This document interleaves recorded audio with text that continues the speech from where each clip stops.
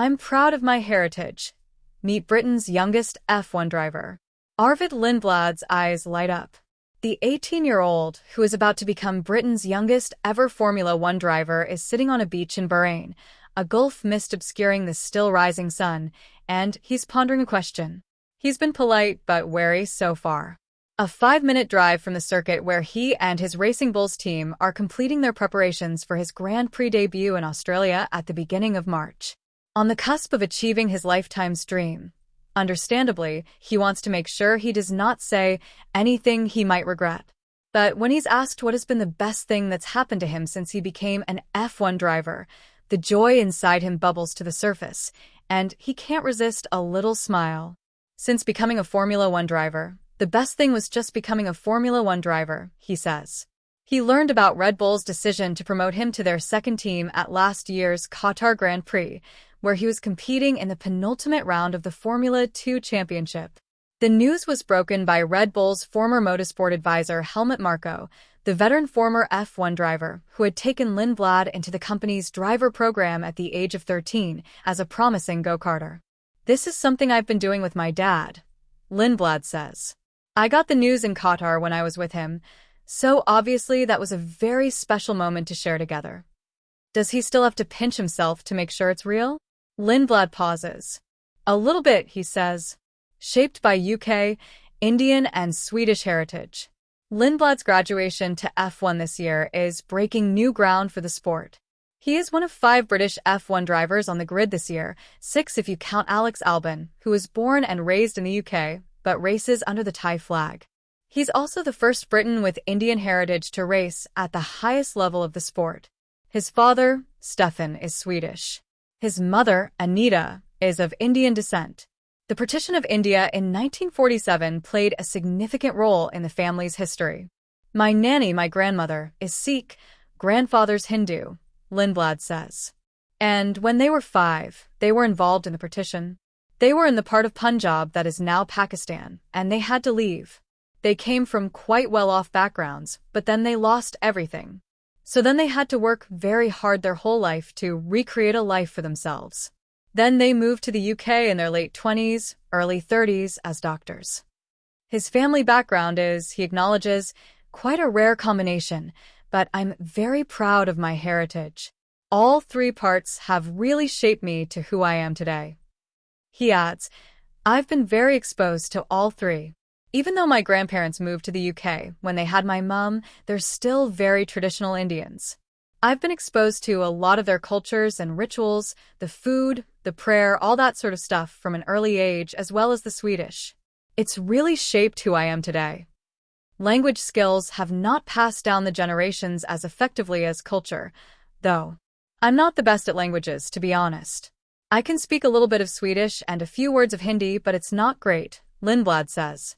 "I couldn't do an interview in another language, so it's something I'm still working towards. I think it is important, and it's also an element of respect, but I've got some work to do." The interest in motorsport came from his father's side of the family. "My grandfather is a massive motorsports fan," Lindblad says. "He'll watch anything with wheels and an engine. He did a little bit of motocross with my dad when he was younger. Unfortunately, they couldn't do it for very long, but he passed that passion down to my dad, who passed it on to me. When I was 3, my dad got me a motocross bike. To be honest, it didn't last very long. It was a bit too much for my mum to sit a little 3-year-old on a motocross bike, so that died out quite quickly. But then when I was 5, I went karting for the first time and loved it from the beginning. But I'd say a big turning point for me that I remember very well was when I was about 4. My dad was sitting on the sofa and had the F1 on, and I came and sat down next to him and was watching the race and asking him, 'Is it possible to be there? Could I? How does it work?' That was really the moment when I saw the cars and wanted to be there one day, and that fueled the start of the journey." He says he has been fixated on this moment from a very early age. "From the beginning I wanted to be an F1, and I believed for some reason that I could," he says. "I don't know if that was false hope or what, but from 5 I believed I could be an F1, and that was always what I was working towards." Lindblad was born and grew up in well-to-do Virginia Water in Surrey, and is the first to acknowledge that he has been helped on his way by the relative comfort of his background. I'm very fortunate to be able to do racing because as everyone knows it's not the most accessible sport to everyone, he says. I've already touched on a bit my mom's side, that they were very hardworking and they had to really fight for what they had. My grandmother retired as a doctor at 82, and my mom is very similar. Well, she's not 82, but she has that very similar work ethic. And my dad even more so.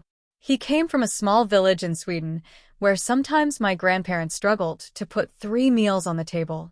He had his first job from when he was 11, trying to just do anything he could to get any pocket money. He funded himself through university and he's worked really hard his whole life, and it's a big reason why I'm able to do this and be here today. So, I'm extremely thankful and grateful for that. But even more, so I think I'm very lucky to come from a family where hard work, humility, and all of those values are very important. That's really something I try to show and active as well. His progression to F1 has been rapid. After 7 years in karts, winning a number of international championships, he made his car racing debut in 2022 aged only 15 and has been fast-tracked by Marco through F4, F3, and F2 year by year. We're talking at the plush hotel Racing Bulls have picked as their base for the 2 preseason tests in Bahrain, which followed a shakedown in Spain. It's not long past 8 a.m., and his next appointment is an engineering meeting before going out on track later in the day. Asked if he feels ready for the big time in F1, he says, "Yeah, I think so. Obviously, it's a big step from F2, especially this year. There's regulation changes, and everything is very different. But I've been working really hard with the team on the simulator at the factory, obviously also trying to utilize these 3 tests that we have.